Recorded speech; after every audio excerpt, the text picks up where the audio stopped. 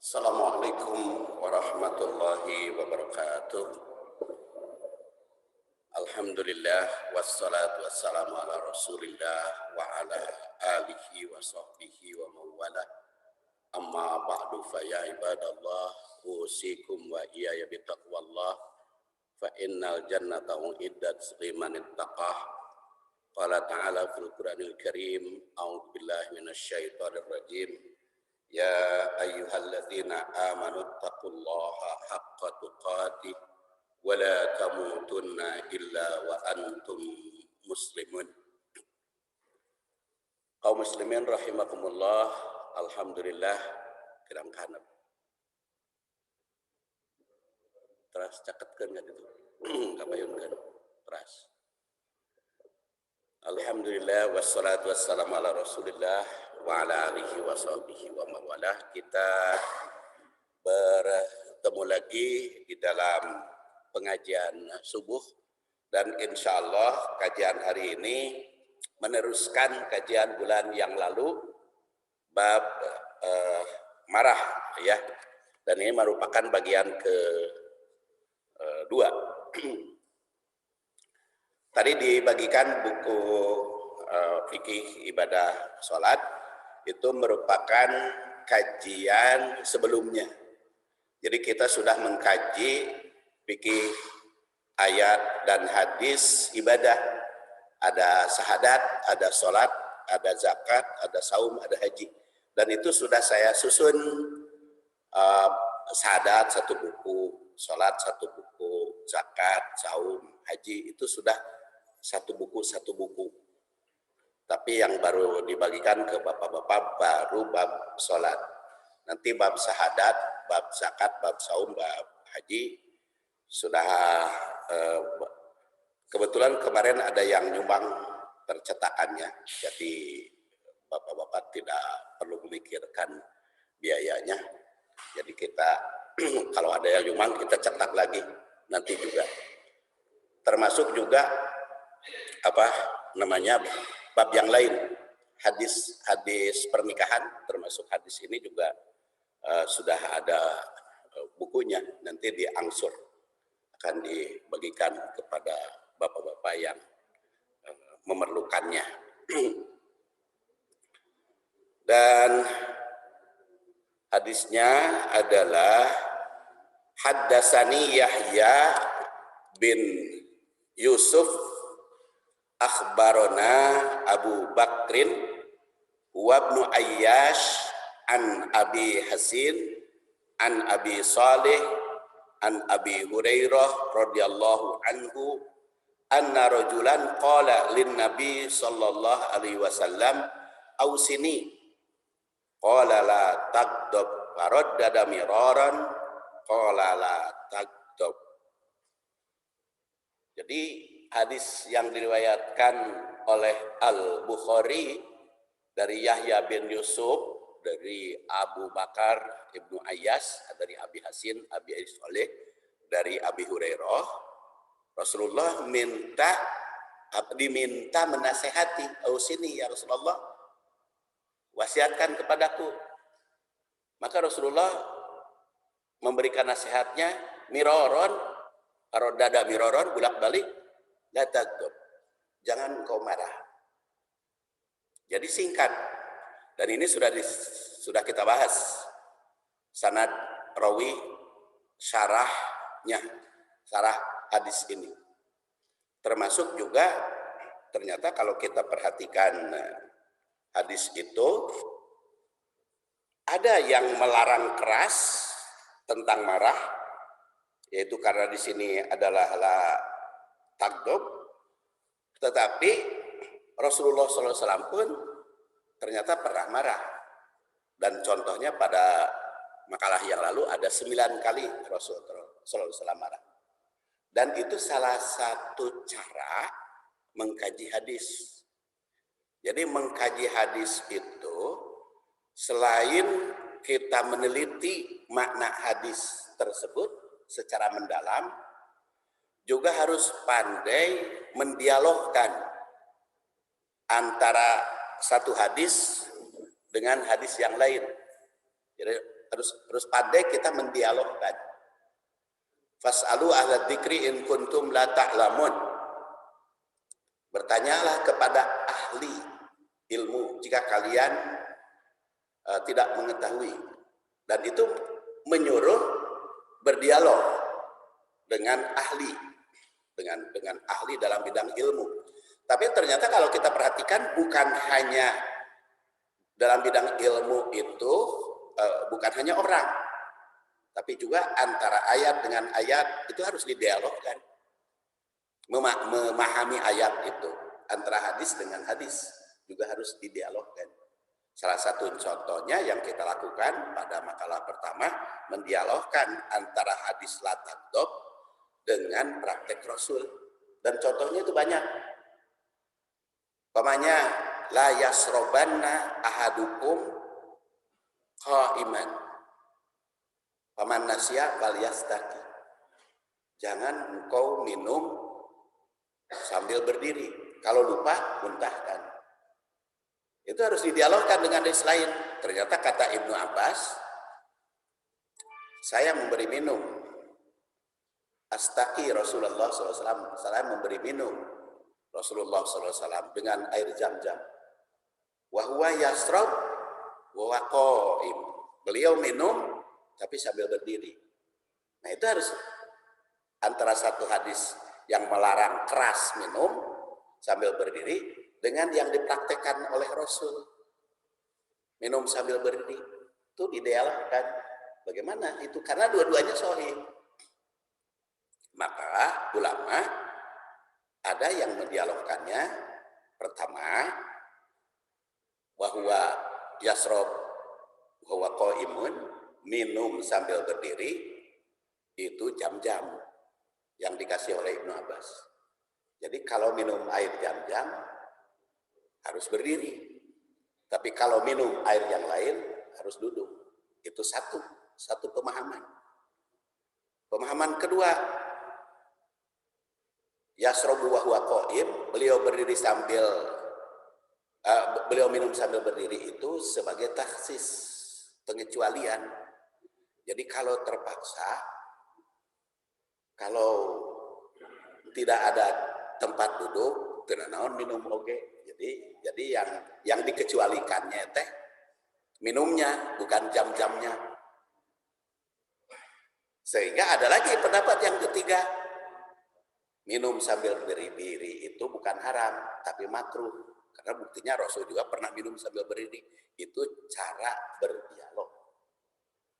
Dan pendapatnya walaupun dengan dialog tetap saja perbedaan pendapat, perbedaan pemahaman akan tetap ada, dan kita tidak bisa memaksakan kepada pemahamannya.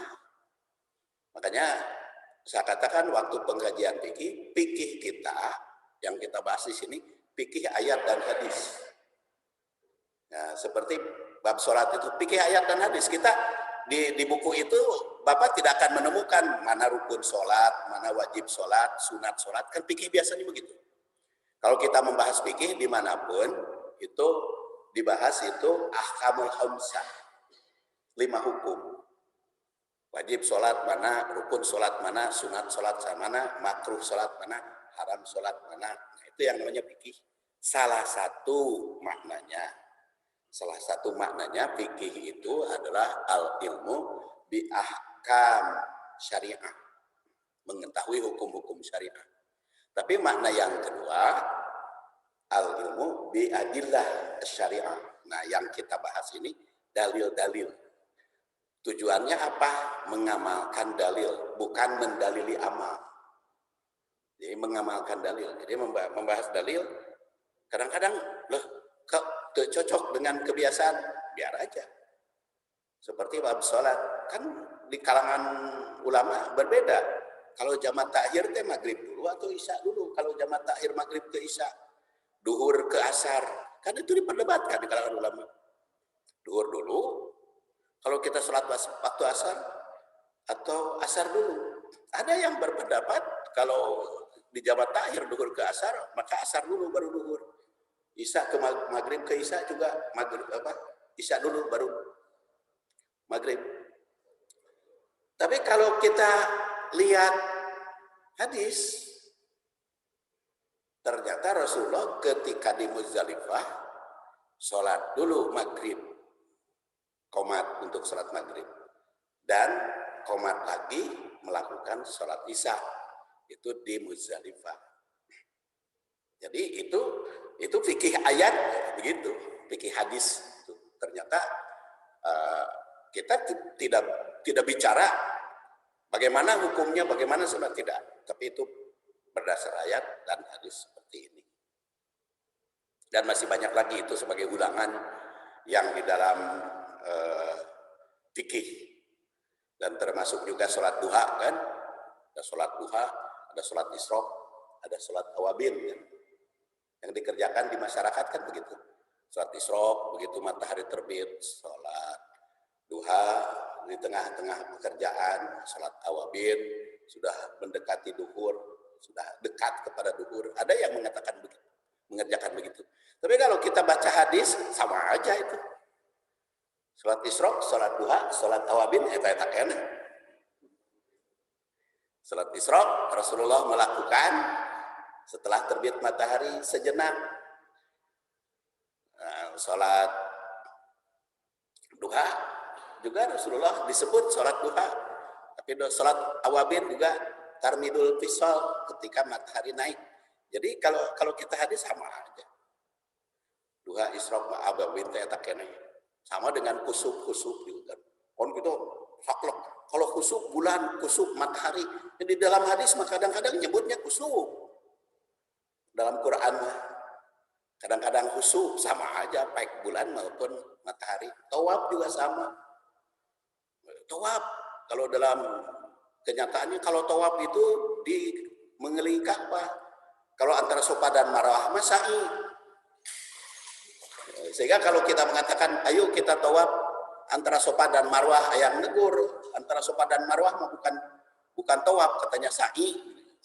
Tawaf itu mengelilingi Ka'bah. Tapi kalau ayat Quran kan baik mengelilingi Ka'bah maupun antara Safa dan Marwah tawaf namanya. Walaupun di dalam hadis ada yang menyebut sa'i. Dalam riwayat Ibnu Abbas Rasul menyebutnya sa'i. Jadi antara Safa dan Marwah itu bisa disebut tawaf, bisa disebut sa'i. Dan ayatnya biasa kita baca, inna Safa wal Marwata min sya'airillah. Antara sesungguhnya Safa dan Marwah itu termasuk syiar agama Allah. Faman hajjal baita, barang siapa ibadah haji, al umrata dan umrah, fala junaha, tidak mengapa dipersilakan, ayat tawaf bainahuma, antara Safa dan Marwah, kan namanya tawaf dalam Quran. Dan ini juga hadis sudah kita dialogkan pada makalah yang pertama. Dan yang paling populer kita sering dengar ceramah Rasulullah SAW kalau melaksanakan sholat sampai bengkak kakinya. Nah kalau tidak didialogkan hadis itu berarti kita harus bengkak kakinya. Jadi harus memaksakan diri. Karena ketika Aisyah bertanya kepada Rasulullah, ya Rasulullah, kenapa kau memaksakan diri sampai bengkak mata kodam itu pangkal kaki ya, di bawah mata kaki, sampai kau memaksakan begitu ibadah itu? Atau Al-Mughirah juga bertanya kepada Rasul begitu. Kata Rasul, masa saya tidak menjadi abdan syakur? Masa aku tidak menjadi hamba yang syukur? Dan itu hadis riwayat Muslim, hadis sahih. Tapi apakah betul harus bengkak? Tapi kan ada hadis lain. Ketika Ibnu Amr, Abdullah bin Amr bin As, dia katohyan, kelihatan oleh Rasul, sedang rajin sholat malam dan rajin saum. Rasul bertanya kepada Abdullah, ya Abdullah, kenapa kau memaksakan diri ibadah sampai mata sayu badan lesu? Beliau mengatakan, ya Rasulullah, saya sudah berjanji begitu. Kata Rasul, fala taf'al, jangan kamu kerjakan seperti itu. Kenapa ya Rasulullah? Matamu punya hak yang harus kamu jaga. Jangan sampai layu gara-gara ibadah. Badanmu punya hak, alaika hak, harus kamu penuhi. Kesehatan badan. Istrimu punya hak, harus kamu penuhi untuk dienongan. Zaurika, pengunjungmu punya hak, harus diterima. Kalau mau, saumlah, wa aftir, tapi buka, jangan tiap hari. Kum, ibadahlah, wanam, tapi harus tidur. Tidak boleh ibadah sholat semalam suntuk. Atau kata Rasulullah, kalau kamu saum, saumlah dalam 1 bulan itu 3 hari. Ya Rasulullah, kalau saum 3 hari 1 bulan mah bagi saya mah itu terlalu sedikit. Kan beliau mah ahli ibadah, beda dengan bapana ya. Kalau bapana mah Amr bin As itu kan ahli politik, jadi gubernur. Kalau Abdullah bin Amr bin As itu kan ahli ibadah, kiai ustaz. Jadi saya punya waktu itu ya Rasulullah kalau yang demikian. Kata Rasulullah, kalau mau banyak saumlah 1 hari, buka 2 hari. Artinya Senin. Ya Rasulullah terlalu sedikit, maka sum yauman wa abtir yauman. Kalau ingin banyak, saum sehari, buka sehari. Jadi kalau kita dialogkan, saum itu ada 3 macam saum sunat itu. Pilihan pertama 3 hari, 1 bulan, tanggal 13, 14, 15. Kalau ingin lebih banyak, Senin Kamis. Kalau ingin lebih banyak lagi, sehari saum, sehari tidak. Jadi bukan tiluanana. Jadi saum sunat itu 3 pilihan. Ada yang berdasar tanggal, yaitu 13, 14, 15, itu berdasar tanggal. Ada berdasar hari. Kalau kita berdasar tanggal, jangan menghiraukan hari. Jadi tidak usah menghiraukan hari, berdasar tanggal mah Senin Kamis we. Jangan menghiraukan hari, tidak usah 13, 14 itu. Artinya kalau kita melaksanakan saum Senin dan Kamis, yang 3 hari tidak perlu itu. Kalau kita berdasar berdialog. Adapun umat bertanya bagaimana itu hukumnya, saya tidak bicara hukumnya mah. Hukumnya mah tetap aja pasti berbeda pandangannya. Tapi kalau kita lihat dialog antara satu hadis dengan hadis yang lain, gitu pemahamannya, dan boleh berbeda. Dan ini karena tentang marah sudah berdialognya, maka kita kaji sekarang parodadalah yang bolak-balik Rasulullah jangan marah, la tagdob. Maka beberapa ibrah dari hadis ini.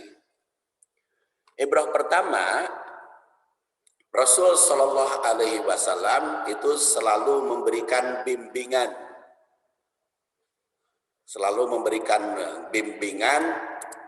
disesuaikan dengan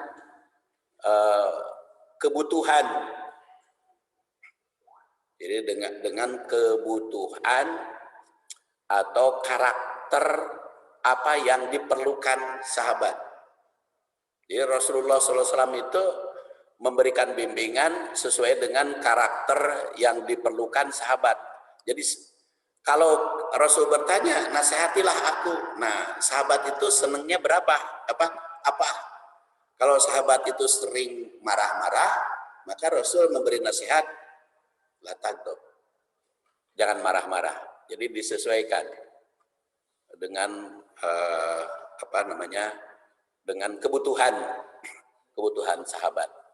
Kedua, ketika Rasul diminta nasihat tentang beberapa hal, seperti jalan masuk surga, kemudian dijauhkan dari murka Allah, mudah berpikir, amal yang bermanfaat. Kenapa kita bisa menelusuri ada 5 macam. Karena yang datang kepada Rasul itu berdasar hadis yang kita kaji, rupa-rupa mintanya kepada Rasul itu. Ada yang minta jalan masuk surga agar dimudahkan ke surga, maka Rasul menjawab, la taghdab, dakhulal jannah. Ada yang minta, ya Rasulullah SAW, berikan bimbingan kepada saya, yubaidni an godobillah, bimbingan kepada saya agar saya dijauhkan dari murka Allah. Maka Rasul menjawab, la taghdab. Terus sahabat juga bertanya, ya haus ini, tapi qalil, sedikit aja. Ta'akil supaya aku mudah menjalankan, mudah memikirkan. Rasul menjawab, la taghdab. Yanfa'uni, berikan amal yang mudah, la taghdab. Dan juga nasihat-nasihat yang lain yang berkaitan dengan itu, Rasul menjawab, la taghdab. Jadi Rasul itu memberikan bimbingan sesuai dengan apa yang dibutuhkan oleh sahabat sendiri dan menjelaskan tentang manfaat mengendalikan marah. Ternyata mengendalikan marah itu termasuk jalan masuk surga, menjauhi murka Allah, dan mudah dipikirkan, mudah diamalkan, dan bermanfaat, serta simple. Jawabannya la taghdab. Itu memberikan gambaran bahwa menahan marah sangat bermanfaat. Baik ditinjau dari sudut syariah, amaliyah, maupun ilmiah. Kemudian ibrah ketiga, Rasul pun pernah beberapa kali marah terhadap sahabatnya yang berbuat salah. Sedangkan Rasul SAW itu menjadi teladan bagi kita dalam segala aspek kehidupan. Dengan demikian, larangan marah itu sifatnya muqayyad. Muqayyad oleh situasi dan kondisi. Jadi la taghdab teh muqayyad, ada situasi dan kondisi diperlukan marah. Ya, salah satu situasi yang diperlukan marah, tiba-tiba ada orang Yahudi kan bertanya kepada Rasulullah. Lalu setelah dijawab oleh Rasul, dia memuji Nabi Musa di hadapan Rasul. Datang sahabat Rasul, tempeleng kan itu, yang muji-muji Musa itu. Enak saja kamu memuji-muji Musa di depan Nabi Muhammad. Nabi Muhammad itu lebih unggul dari Nabi Musa. Kenapa kamu tempeleng? Tapi Rasul marah terhadap yang menempeleng. Kamu jangan berbuat seperti itu. Marah, ya Rasulullah, saya menghina engkau di depan saya. Nah, marah oleh Rasul. Siti Jenab juga kan ketika Sofiyah binti Huyai untanya sakit, kata Rasulullah, ya Sofiyah tuh berikan untamu bagus-bagus tuh. Udah Sofiyah, kasihan dia untanya sakit. Kata Zainab, ya Rasulullah, apa aku berikan kepada anak Yahudi? Karena Sofiyah itu kan putri Huyai bin Akhtab dari keturunan Yahudi, tapi sudah menjadi istri Rasul kan. Kata Zainab, apa aku berikan kepada putri Yahudi? Marah Rasul kepada Zainab sampai 2 bulan itu dienongin. Siti Zainab itu, kamu kok nyebut istri anak Yahudi? Itu kan istri saya, sama dengan kamu. Jangan dibawa-bawa itu. Kalau sudah nikah mah bukan anak siapa. Itu adalah istri saya. Jadi dengan demikian larangan marah itu sifatnya muqayyad oleh situasi dan kondisi. Tegasnya boleh marah asal pada tempatnya. tapi tetap terkontrol dan terkendali. Itulah salah satu esensi menahan marah. Kemudian 4, marah bila terjadi bukan pada tempatnya atau bukan yang seharusnya akan berdampak negatif, baik bagi diri sendiri maupun pihak lain. Oleh karena itu, kendalikan marah. Sifat marah tersebut jangan sampai menjadi pemarah.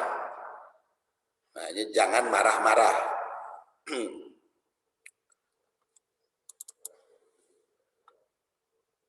Kemudian ditinjau dari sudut hadis, kita lihat pemanya, implikasi sekarang ya, tadi beberapa ibroh, sekarang implikasinya.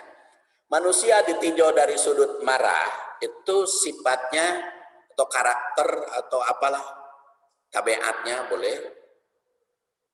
Ditinjau dari sudut marah, itu ada 4 macam. Rasulullah SAW bersabda, ala innal ghadab jamratun tuqadu fi jawfi ibni Adam.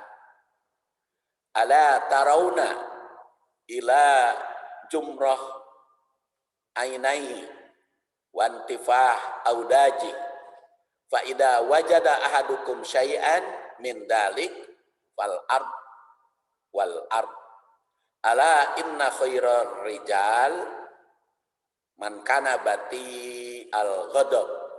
Ini ingat ya, kalau di bawah tasdid itu kasrah. Jadi bukan khairur rojal tapi rijal, karena di bawah tasdid. Man kana bati al ghadab sari ar ridha wa syarrar rijal man kana sari al ghadab bati ar ridha. Fa idza kana ar-rajulu bati al ghadab bati al fai wa sari al ghadab wa sari al fai fa innaha biha.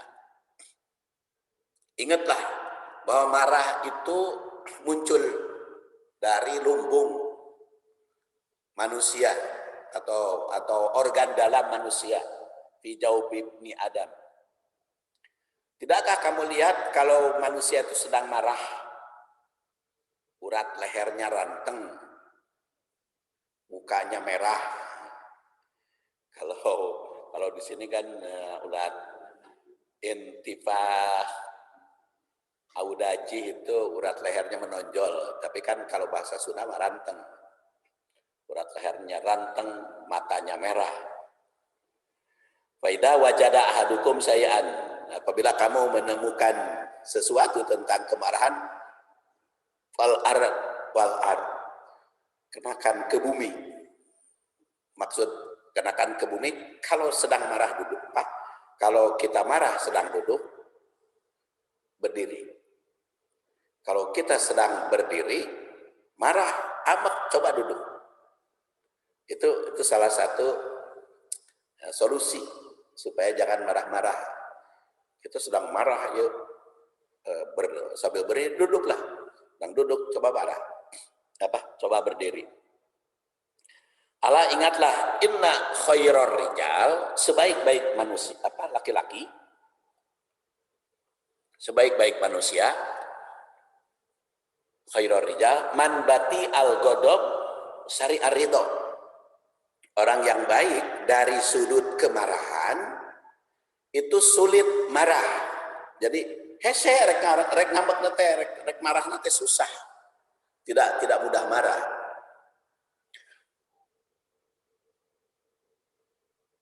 Bati al-ghadab sari ar-ridha, tapi kalau sudah marah cepat ridho.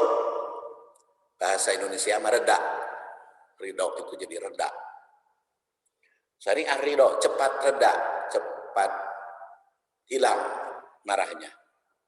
Itu sebaik-baik manusia. Jadi sebaik-baik manusia berdasar hadis ini bukan tidak pernah marah, tapi pernah marah tapi cepat reda. Ya salah satu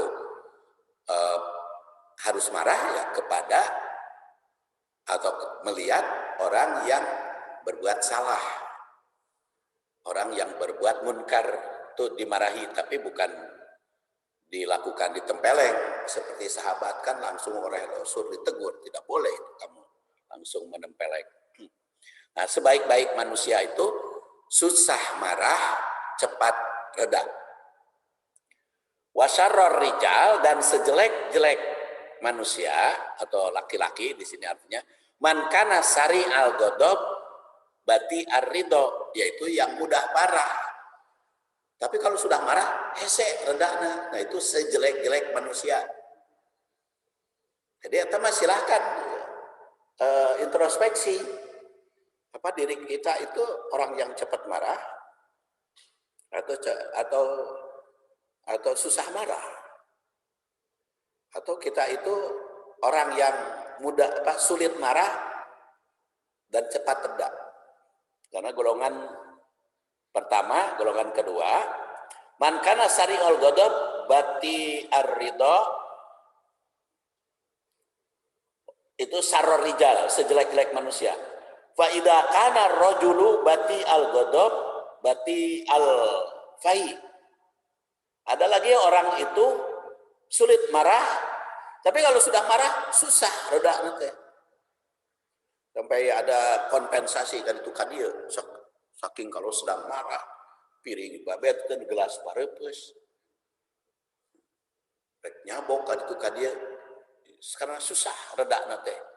Ada lagi wasariul ghadab, wasariul fai. Cepat marah dan cepat reda.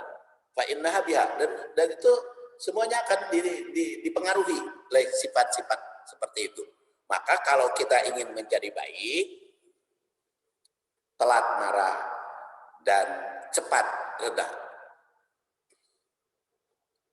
Jadi kalau kita lihat hadis ini ada 4 macam orang cepat marah, susah reda, cepat marah, cepat reda, lambat marah, lambat reda, dan lambat marah, cepat reda. Yang bagus adalah tidak mudah marah, tapi cepat mereda. Ketika terpaksa marah, sejelek-jelek manusia adalah yang cepat marah, susah reda. Dan kalimat inna khairor rijal man kana batiul ghadab wasari ridho, ini adalah yang sebaik-baik manusia. Jadi susah marah, tapi kalau sudah marah cepat mereda. Ini mengisyaratkan ada situasi marah yang dibolehkan dan masih termasuk kategori baik kalau yang seperti itu mah. Jadi berdasar penggalan hadis ini, manusia yang baik bukan berarti tidak pernah marah sama sekali, melainkan bisa menempatkan diri kapan dia marah, kapan pula dia boleh marah. Namun bila sudah marah, cepat mengatasinya dan mengendalikan. Itulah hikmah pujian ilahi, pujian Allah pada orang mukmin dalam surat Ali Imran ayat 134. Itu al-kadhimin al-ghaidh. Itu yang menahan marah. Kemudian kita lihat marah didialogkan dengan para ahli. Karena pas'alu ahla dzikri in kuntum la ta'lamun. Jadi kita berdialog kepada ahlinya. Jadi di samping dialog dengan Quran, ada wal kadhiminal ghaidha la tagdob, itu dialog dengan hadis 9 macam yang dibolehkan marah. Juga didialogkan dengan para ahli. Ternyata para ahli kesehatan memahami atau menilai atau mengkaji kemarahan dari sudut kesehatan. Pertama, manfaat menahan marah ditinjau dari sudut kesehatan jasmani.